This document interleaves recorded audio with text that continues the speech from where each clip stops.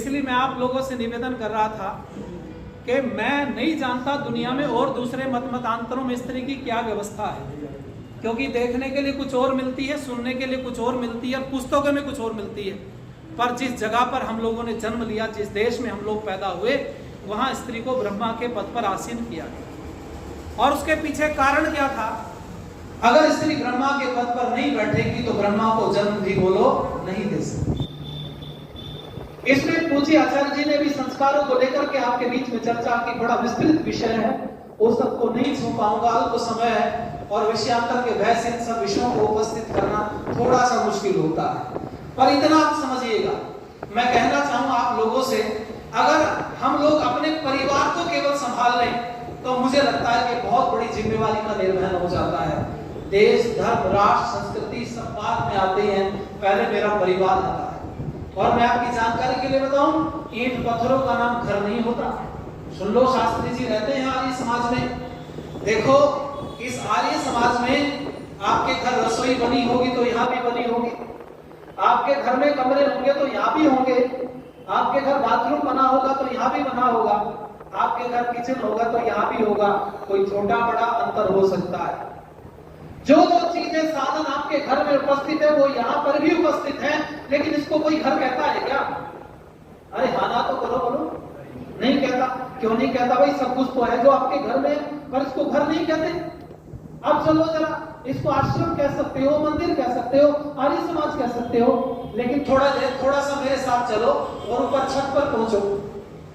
एक कमरा बना हुआ है इधर, ये तो हो गया आर्य समाज मंदिर। लेकिन जहां शास्त्री जी अपनी देवी जी के साथ में जिस कमरे में रहते हैं, बोलो शास्त्री जी का वो कमरा घर बोला जाता है या नहीं बोला जाता? अरे बोलो जरा, बोला जाता है। लोग कहते हैं शास्त्री जी का घर कहाँ है, शास्त्री जी कहाँ रहते हैं? दरवाजे पर एक व्यक्ति ने पूछा तो एक व्यक्ति कहेगा भाई आर्य समाज मंदिर है, शास्त्री जी का घर तो ऊपर है। पता चला ये घर कब तक है शास्त्री जी? जब तक आप दोनों पति पत्नी यहाँ पर रह रहे हैं। आप दोनों चले जाना और कोई अकेला व्यक्ति आकर के रहेगा तो घर शब्द खत्म हो जाएगा। क्यों? क्योंकि पुरुष से घर नहीं होता, घर तो गृहिणी से होता है। जहां होती है उसी को घर बोला जाता है। एक पति पत्नी झोपड़ी डाल करके जंगल में रहते हैं, उस झोपड़ी को भी घर कहने लगते हैं लोग। क्यों? क्योंकि दोनों रहते हैं। स्त्री का बड़ा महत्व है, इसलिए मैं आप लोगों से निवेदन करूंगा कि सब स्त्री सुधर जाए। अगर वो अपने रास्ते पर चले, अपने कर्तव्य का निर्वहन कर ले, तो मुझे लगता है समस्या खत्म हो जाएगी। और उस समस्या का समाधान जानना चाहते हो तो सुन लो, स्वामी दयानंद सरस्वती जी से पहले स्त्री की क्या व्यवस्था थी भारत के अंदर। दुनिया की तो छोड़ो, पर जिस भारत में यहाँ बड़े बड़े महापुरुषों ने जन्म लिया, स्वामी दयानंद से ठीक पहले स्त्री की इतनी बड़ी दुर्गति थी, आप इस तरह से नहीं जा सकती थी कहीं सत्संग में। सत्संग की छोड़ो, आप सुन भी नहीं सकती थी कान लगा करके। कुछ पंडों ने ये करना शुरू कर दिया था, कान में शीशा पिघला के डाल देते थे, कान फोड़ दिए जाते थे, जीवन भर बहरी हो जाए, सुन ही ना सके। किसी ने बोल दिया तो जीभ भी काट दिया गया। ऐसे भी कई जगह पर विधान उन्होंने तैयार कर दिए थे। पर आपकी जानकारी के लिए बताऊं, मैं महाभारत काल में द्रौपदी के बाद में कोई देवी हुई हो पता नहीं। स्वामी दयानंद से ठीक पहले तक स्त्रियों की बहुत बड़ी दुर्गति थी, इतनी दबी कुचली थी स्त्री। फिर स्वामी दयानंद आए, उन्होंने स्त्री को उठाया।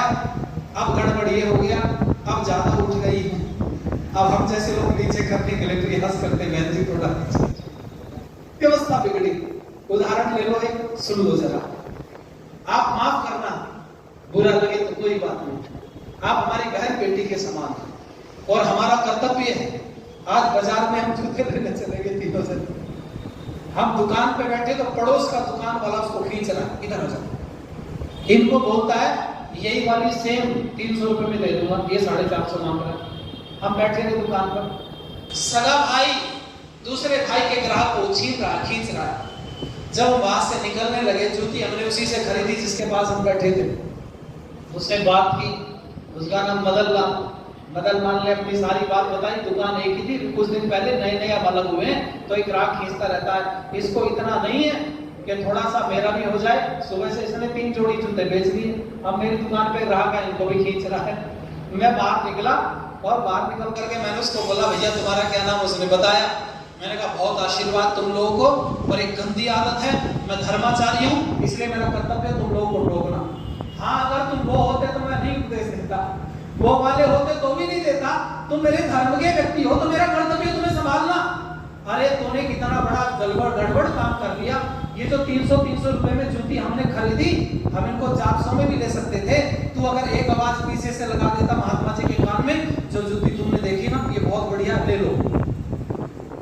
और जब तेरी दुकान पर ग्राहक आए तो ये भी कह दे बहुत बढ़िया जूती खरीद लो, कोई बात नहीं, अच्छी है, आप इससे ले लो, कोई बात नहीं। अगर तुम दोनों एक दूसरे के ग्राहक की प्रशंसा करो तो ग्राहक बढ़ जाएंगे, कारोबार भी बढ़ेगा।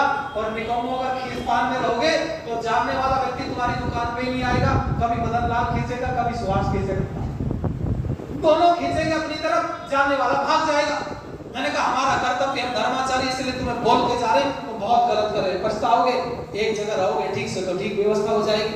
क्या उसने माने न माने उनकी बात, हमारा तो कर्तव्य बोलने का समझाने। माताओं सुन लो, इतने सारे पुरुष बैठे हैं, आप बुरा मत मानना, इन पुरुषों ने आपकी ड्रेस पहन रखी है क्या?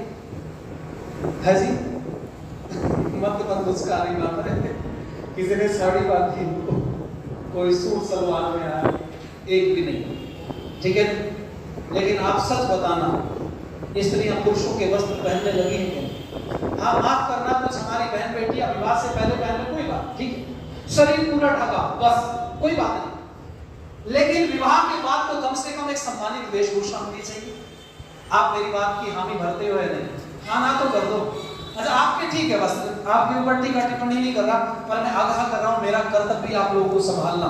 देखो आज बहन बेटियों के वस्त्र छोटे होने लगे, शरीर तो ढक लो, ठीक है, जैसा डिजाइन आपके हाथ में है, पर शरीर ढका हो। मुंबई में बैठ करके फैशन डिजाइनर फैशन डिजाइन कर रहे हैं, और वो वाले लोग हैं, हमारा एक भी सनातनी वैदिक धर्म ही नहीं है, फैशन डिजाइनर सारे वो लोग बने हुए हैं। उन्होंने माताओं बहनों के वस्त्रों को ऊंचा करना शुरू कर दिया।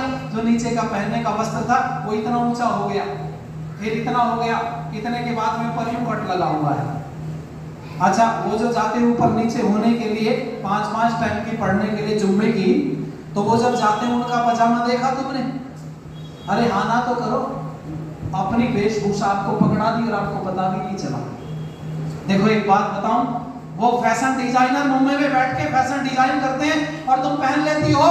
ध्यान देना, वो विधर्मी तुम्हें नग्न देखना चाहते हैं, इसलिए वैसे वस्त्र फैशन डिजाइन कर देते और तुम पहन लेती हो। पर हम तुम्हारे बाप भाई या बेटे लगते हैं, और बाप भाई बेटे को माँ बहन बेटी कभी नंगी अच्छी नहीं लगती, इसीलिए टोकते तुम्हें।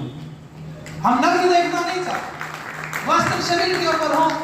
मैं बीच में से भी 2 बार उठ करके जाना पड़ा, भी इंस्पेक्टर को धमका गया बीच में। समस्या है, हमारी बहन बेटियां रोज फंस रही, कहां तक निकालें, हम किस किस की जिम्मेवारी उठा सकते हैं। बहुत बड़ा क्षेत्र है, आप अपने आप को अगर संभाल लो तो मुझे लगता है कि कम से कम एक परिवार पे तो हमें ताकत लगानी नहीं पड़ेगी। वस्त्र बहुत हैं, बड़े तरीके के हैं। हम तो आज गए बाजार में, आचार्य जी को हमें 4-5 तरह से ज्यादा जूती दिखाई दी। मैं तो हाथ धक्के के लेके ही नहीं आया, इन दोनों ने ले ली। मैंने कहा कम वक्त कैसे दूर दिन आगे, पूरी के पूरी जो शोरूम है महिलाओं की जूतियों से भरा पड़ा है। और मुझे लगता है हजारों तरह के डिजाइन होंगे, हजारों, हमारे तो 2-3 मुश्किल से, और वो भी महिलाओं ने छीन ली। असली बात तो ये है।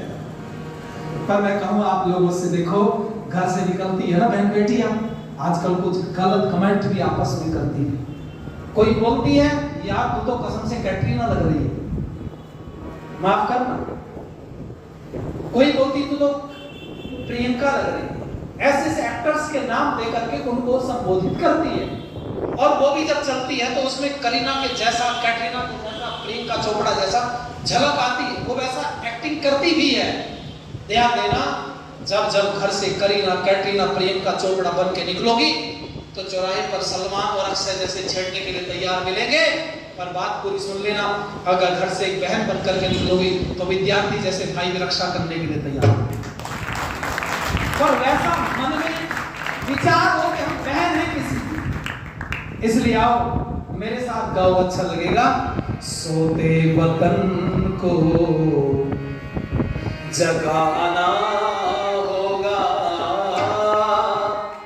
सीता सी खुद को बनाना होगा, सोते वतन को जगाना होगा,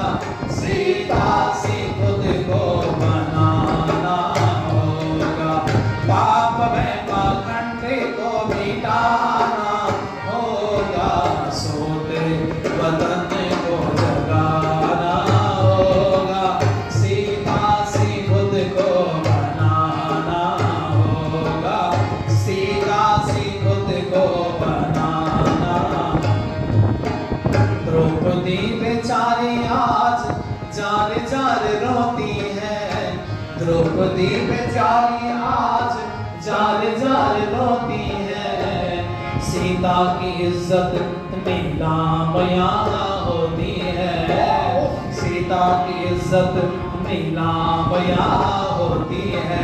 पापों का गढ़ ये जलाना होगा, सीता से खुद को बनाना होगा, पाप में पाखंडे को मिटाना होगा, सोते वतन को जगाना होगा, सीता से खुद को बनाना होगा, सीता से खुद को बनाना।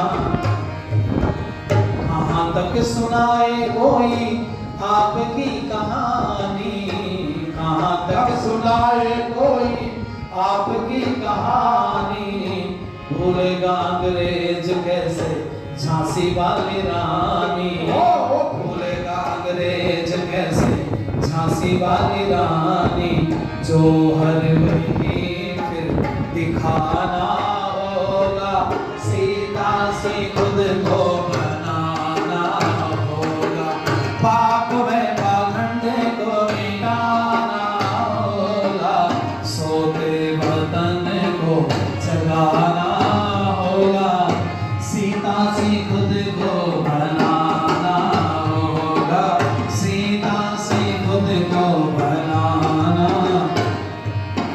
कारगी मदाल सासी स्वयं को बनाएगी, कारगी मदाल सासी स्वयं को बनाएगी, देश से अविद्या अंधकार को मिटाएगी, देश से अविद्या अंधकार को मिटाएगी। महेंद्र सफल तब ये गाना होगा, सीता से खुद को बनाना होगा, पाप में पाखंड को मिटाना होगा, सोते वतन को जगाना होगा, सीता से खुद को बनाना होगा, सीता से खुद को बनाना होगा, सीता से खुद को बनाना होगा। इसलिए पूरी व्यवस्था मानव आपके हाथ में है। आप चाहो तो संतान को कार्यक्रूर बना सकती हो और आप चाहो तो शायद शूर बना सकती हो। बहुत उदाहरण दिए जा सकते हैं। रामचंद्र जी पैदा ना होते अगर कौशल्या माता ना होती,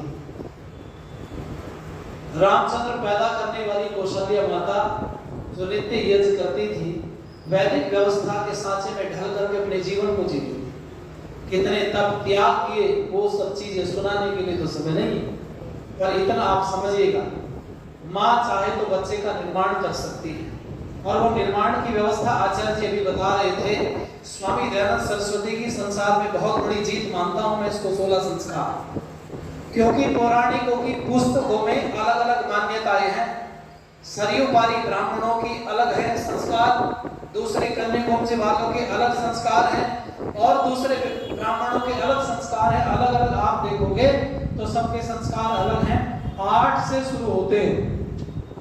पौराणिकों के यहाँ पर 8 संस्कार भी हैं, किसी पुस्तक में 12 हैं, कहीं 18 हैं, कहीं 22 हैं, 28 और 40 संस्कार तक है।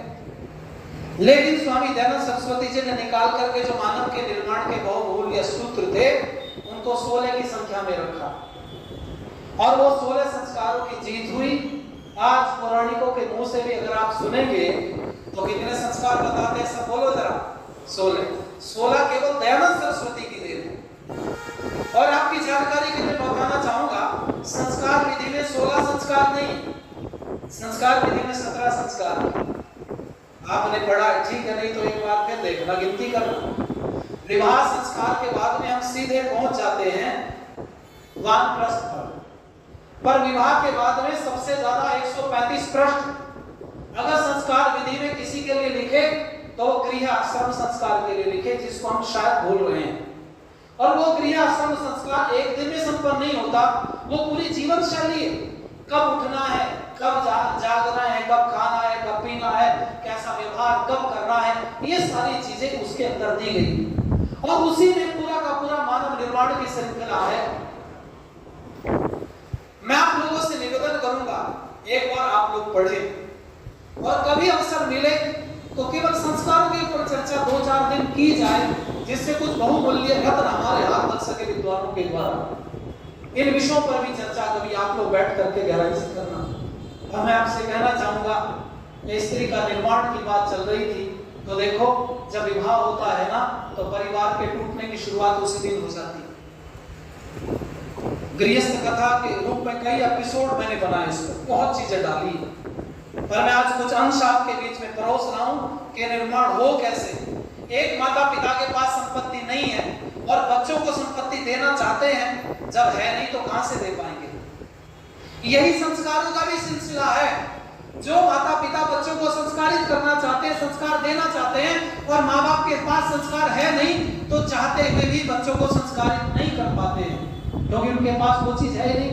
इसलिए बच्चों को संस्कार देने से पहले माता पिता को संस्कारों को ग्रहण करना पड़ता है, उन रास्तों पर चलना पड़ता है। आप जानते हो संस्कार शब्द का अर्थ क्या है?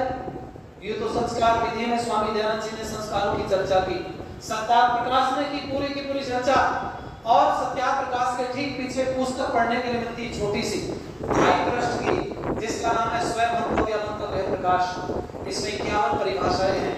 1 नंबर पर ईश्वर की है, 2 पर धर्म की, 3 पर अधर्म की, वेदों की, ऐसे करके 26 पर मनुष्य, 27 पर संस्कार, 28 पर यज्ञ, 30 पर आर्य, 31 पर आर्यवर्त। और आप पीछे चले जाएंगे 48 पर स्तुति, 49 पर प्रार्थना, 50 पर उपासना, 51 पर सगुण निर्गुण स्तुति प्रार्थना उपासना। ये परिभाषा आप पढ़िएगा। संस्कार शब्द की बड़ी छोटी सी व्याख्या स्वामी जी करते हुए कहते हैं, जिससे शरीर, मन और आत्मा की उन्नति होवे, जो निषेक आदि शमशानांत 16 प्रकार का है, मैं उसको संस्कार समझता हूँ। मृतक के दाह कर्म के बाद कुछ भी करना शेष नहीं रहता, ऐसा स्वामी दयानंद जी ने लिखा। पता चला संस्कारित होना चाहते हो तो शरीर, मन और आत्मा की उन्नति करो भाई। शरीर की उन्नति प्रतिदिन व्यायाम, सात्विक भोजन करो। मन की उन्नति सत्य से होती है, सत्य सुने और सत्य ही बोले। एक श्लोक हम लोग बोला करते हैं, अद्भिर्गात्राणि शुद्ध्यन्ति मनः सत्येन शुद्ध्यति विद्या तवोभ्या भूत आत्मा बुद्धिर्ज्ञानेन शुद्ध्यति। मन की उन्नति होती सत्य से। माताओं, झूठ का व्यापार मत किया करो। एक बात बताऊं मैं आपसे, 3-4 माताएं बैठी थी इकट्ठी, वो चर्चा कर रही थी, सत्संग में आती थी रोज ये वाले में, और 4 माताएं बैठ के चर्चा कर रही थी। मुझे बताना क्या चर्चा कर रही थी, ऑप्शन दे रहा हूं। वो सत्संग की चर्चा कर रही थी कि आचार्य शिव कुमार शास्त्री जी ने जीते जागते स्वर्ग में धसाया आज हम सब लोगों को, जिंदा जिंदा। वो इस बात की चर्चा कर रही थी या किसी की चुगली कर रही होंगी?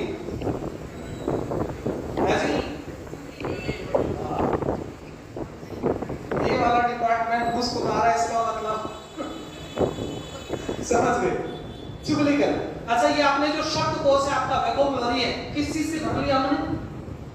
किसी माता के पास पड़ोस वाली माता बैठने आती है, सत्संग की चर्चा करती है कि बहू के बारे में चर्चा करती, बोलो मेरी ऐसी है, मेरी ऐसी है, ये मेरा नहीं मानती, वो मेरा। और मैंने देखा ऐसे कई तो बातें करते करते रोने लगती, आंखों से झर आंसू बह रहे, और दोनों या तीसरा कोई नहीं, मेरी ऐसी है, ऐसी बोलती, ये करती। अरे एक बात बताऊं मैं आपसे माताओं, ध्यान देना, इस बात को बदल लो। घर में स्त्रियों के मूंछ तो नहीं होती है, तो लड़ाई मूंछों की होती है। पुरुषों में मूंछों का मतलब सम्मान की लड़ाई। स्त्रियों में सास अपने आप को श्रेष्ठ मान रही है और बहू अपने आप को श्रेष्ठ मान रही है। झगड़ा इस बात का है, ये झगड़े को खत्म करना चाहते हो तो मेरे पास एक सूत्र है, आप कहो तो दे दूं। अरे बोलो हाँ ना तो कर दो। अच्छा, पीछे से बड़ी तेज हामी कर रहे हैं, इसका मतलब समझते हो आप? हड़का लगाना बोलूंगा कुछ नहीं भाई, पुरुषों की मजबूरी है। मैं भी ऐसे ही किसी घर से आता हूँ। चलो आपको एक तरीका बता देते हैं। आज हम लोग मंच पे बैठे हैं, अभी बहन कल्याणी जी बैठी, उन्होंने आचार्य जी की प्रशंसा की और मेरी भी कर दी, चाहे छुट्टी की। जब मैं बैठा, आचार्य जी बैठा, आचार्य जी ने दोनों की कर दी, मैं बैठा, मैंने भी कर दी सबकी। तो आपकी नजरों में हम सब लोग श्रेष्ठ हो गए या नहीं? अरे हाँ ना तो कर दो, देखो गर्दन में जोड़ लगा ऐसे करो, ये तो करो, हिला के हिलती है। अच्छा, हमने सबने एक दूसरे की प्रशंसा कर दी, चाहे छोटी प्रशंसा हो मेरी या किसी की, पर आपकी दृष्टि में सबका सम्मान बढ़ा या घटा, बोलो जरा। अच्छा, मैं कहता जी मैं तो बहुत श्रेष्ठ आदमी हूँ, आचार्य जी कहते मेरे से ज्यादा बड़े विद्वान थोड़ी मंच पे, और कल्याणी बहन जी बोलती है मेरे को पता ही नहीं औकात कितनी है। तो आपकी दृष्टि में हम तीनों सम्मानित होते या हमारा सम्मान आपकी दृष्टि में घट जाता, बोलो जरा, घट जाता। तो आपको सूत्र मिल गया। अब सूत्र अपने घर पर घटाओ, जब आपके पास में कोई किसी की सास बैठने आए तो आप भी कहना मैं किसी की सास हूं, अरे सुन ले मेरी बहू जैसी बहू पूरे गांव में नहीं, पूरे मोहल्ले में नहीं, पूरी बस्ती में नहीं। और जब बहू के पास में कोई पड़ोसन बैठने आए कहना मेरी माँ सास थोड़ी मेरी माँ है, ऐसी सास भगवान सबको दे। और सुना के बोलना, बहुओं से कह रहा हूँ जी नीचे बैठी ना जब तक बहू है, ऊपर वाली सास देखो बंटवारा कितना बढ़िया सास होने ऊपर वाली पत्नी, इनको ऊपर बैठा देना है घुसे ऊपर बैठने से, ठीक है। जब कोई आपके पास आए इतनी तेज बोलना सास नहीं है मेरी, मेरी सास है। सांस निकल जाता, आदमी मर जाता, मेरी सास है जिंदा तो मेरी सास शरीर में जीवित, मेरी सास जैसी सास नहीं। तुम भी एक बार फूटे मुंह से बोल देना मेरी बहू जैसी भी बहू नहीं, और सुना के बोलना बहू को। और एक और बताऊं मैं आपको, जब सास के पास कोई पड़ोसन महिला आती ना बैठने, तो बहू को बिना मतलब चाहे रसोई में दो बार चक्कर लगाने पड़े, गिलास उठा के पटकना पड़े बिना मतलब, पर कान वही रहते हैं क्या बोल रहे हैं, चुगली तो नहीं चल रही। एक दूसरे का सम्मान करना सीखो, झगड़ा खत्म हो जाएगा। आओ माताओं मिलकर के मेरे साथ एक गीत की लाइनें गुनगुनाओ, अच्छा लगेगा।